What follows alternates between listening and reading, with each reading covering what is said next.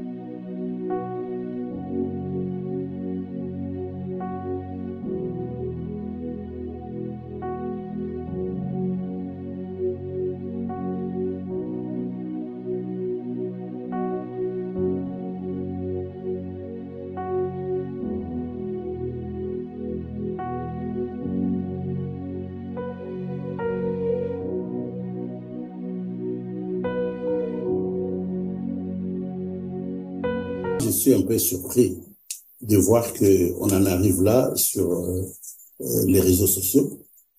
Et ce que je peux vous dire, c'est que tout est parti de la loi des codes des sociétés et des associations qui a vu le jour en 2019 où on demandait à toutes les associations de se conformer à la nouvelle loi. Et c'est alors que nous, en tant qu'association, on devait aussi s'y conformer. C'est alors que j'avais par loyauté. Et en principe, c'est moi qui peux le faire. Je peux le faire avec les bureaux qui est ici et c'est un peu de se conformer à la loi. Par loyauté, j'ai intéressé Kinshasa. Alors, comme je suis membre du conseil d'administration de la fondation, à chaque réunion de la fondation, j'ai demandé à ce que dans les PV, dans les procès verbaux, qu'il soit mentionné que le siège de Bruxelles doit refaire ses papiers, il doit se mettre en ordre, en conformité avec les codes des sociétés et des associations. En 2020, j'ai insisté, 2021, j'ai insisté. Alors, quand j'ai vu que ça traînait et que Kinshasa ne réagissait pas, ce n'est pas parce que je ne pouvais pas le faire, c'est par loyauté. C'est par loyauté, par respect, et que je devais faire ça. C'est comme ça que j'ai vu que ça traînait. Après, j'ai commencé à écrire des courriers, à envoyer des courriers à Papa Alain. Papa Alain, mais cette histoire de mise en conformité, la fin c'est décembre 2023. Qu'est-ce que vous en dites? Oh non, Papa, bon, il n'y a pas de problème, on va en parler.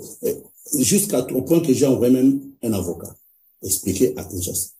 L'avocat est arrivé à Kinshasa, il a expliqué à Papa Alain. Et Papa Alain m'a écrit un message comme quoi le maître Olivier que vous avez envoyé a éclairé ma lanterne, j'ai compris tout, je viens à Bruxelles pour qu'on en discute. Moi, je l'attendais à Bruxelles. À mon grand étonnement, il arrive à Bruxelles, il a fait une semaine ici à Bruxelles, il m'a pas appelé, il m'a pas contacté, il m'a pas vu. Il était où? Après, il est retourné à qui? Alors, c'était cette année. C'était cette année.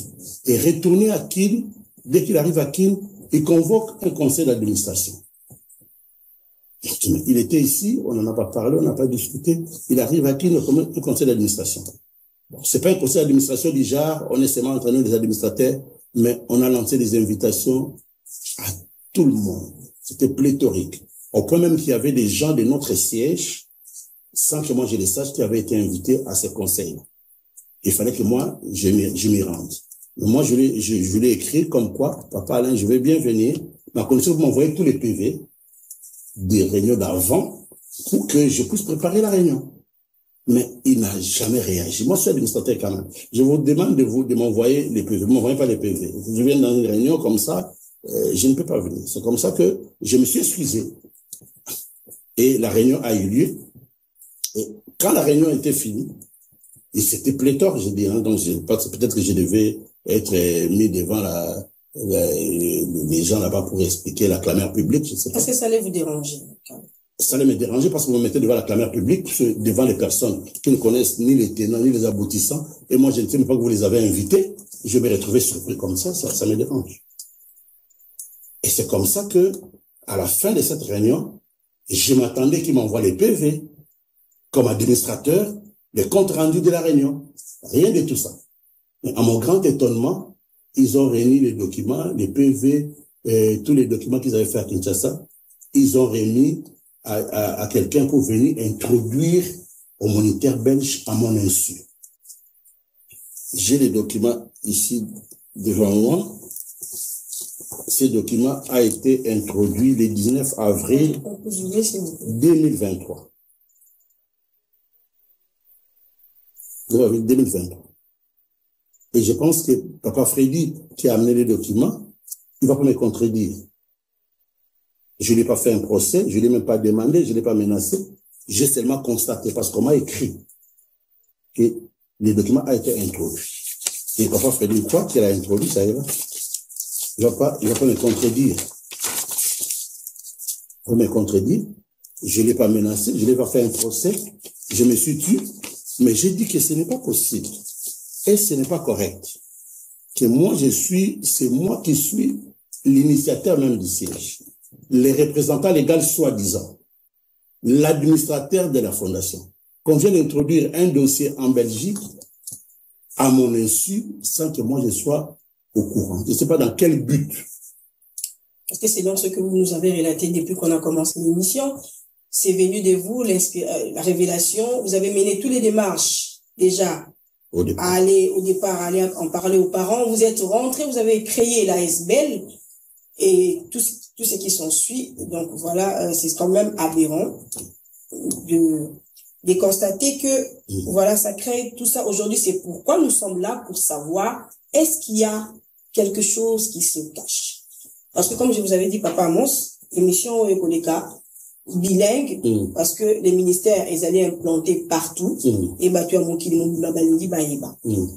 Papa Amos, est-ce que, pendant parcours na union surtout évangélique na oki koloba, banda au sala ministère awa, est-ce que aussi aux idée to likanisi, et robima na ministère? Et il y a dans qui sont dans le ministère. J'ai jamais.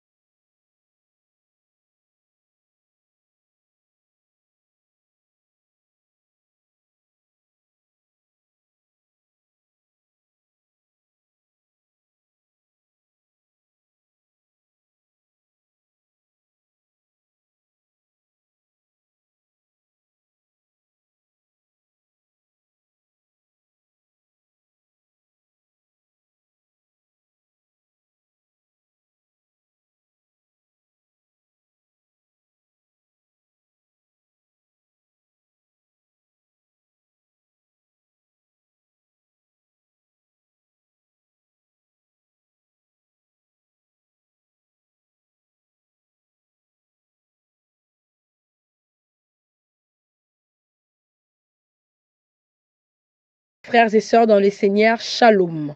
Paix et grâce de l'Éternel dans vos maisons. Voici la page qui vous informera en temps réel de l'affaire qui oppose Papa Amos et Monsieur Alain Gabriel Olangui. Dans le cadre de notre siège du combat spirituel, donc le siège de la Cité de Merveille. Vous aurez un audio à la fin de chaque lecture pour une meilleure compréhension. Vous allez aussi remarquer tout au long de vos lectures que nous aurons nos appellations propres à nous, telles que Papa Amos qu'on appellera Tata, Monsieur Alain qu'on appellera Président, et Monsieur Ephraim, le juriste, le faiseur de troubles, y compris les Atalakou. D'où vient le terme Atalakou? Suivez la vidéo. Alors, tout a commencé dès qu'il y a eu lieu la décision de l'État en 2019 qui a demandé à ce que les ASBEL du pays puissent avoir de nouvelles réformes, notamment le changement de nom des ASBEL. Bien évidemment, cette décision concernait aussi les bâtiments du siège de Bruxelles puisqu'il est reconnu comme étant l'ASBEL Fondation Olangui Osho des droits belges. Soulignez bien, des droits belges. Et l'État avait donné un délai jusqu'en 2023, c'est-à-dire qu'ils avaient 5 ans pour le faire. Vous venez de suivre la vidéo de Tata qui explique lui-même la situation. Vous pouvez suivre l'intégralité encore une fois sur CMTV. Papa Amos explique tout et vous verrez le lien. Je disais donc, tout a commencé lorsque l'État belge a demandé certaines réformes. Voilà que Tata va informer le président en lui expliquant la situation, en sachant qu'il fallait respecter les délais des 5 ans donnés par l'État. Et là, nous sommes toujours en 2019, lorsque Tata informe le président. Le président reçoit l'information et promet à Tata de lui répondre dans le bref délai. Mais quelque part, c'est comme si le président n'était pas convaincu de ce que lui avait dit Tata, alors que le document lui avait été transmis par mail. Nous arrivons en 2020. La pandémie du Covid surprend et bouleverse tout le monde entier. Alors tout est suspendu en ce moment-là. 2021 arrive, les choses reprennent tout doucement. Tata revient vers le président en lui demandant où il en est pour les dossiers qu'il lui avait soumis. Le président lui répond qu'il sera bientôt à Bruxelles et sur place, ils vont en parler. Fin 2022, début 2023, Tata entreprend plusieurs démarches, entre autres celle de demander qu'on en parle à Kinshasa pendant leur réunion des administrateurs pour bouger les choses. Il a même envoyé son avocat à Kinshasa et le président, cette fois-là, après avoir écouté l'avocat, va dire à Tata, vraiment, tu as éclairé ma lanterne. En tout cas, je serai à Bruxelles bientôt et on va en parler. Et pendant ce temps, qu'est-ce qui s'est passé? Vers le début de l'année 2023, pendant que Tata attend la réponse du président à Kinshasa, est organisée une grande réunion là-bas, où il y avait la présence des Atalakou descendus à Kinshasa. Et le but de cette réunion était de préparer des stratégies pour faire tomber Tata. La suite, vous l'aurez dans la deuxième épisode. Abonnez-vous massivement, likez, aimez, partagez, commentez pour être informé en temps réel. Que le Seigneur vous bénisse. Au revoir.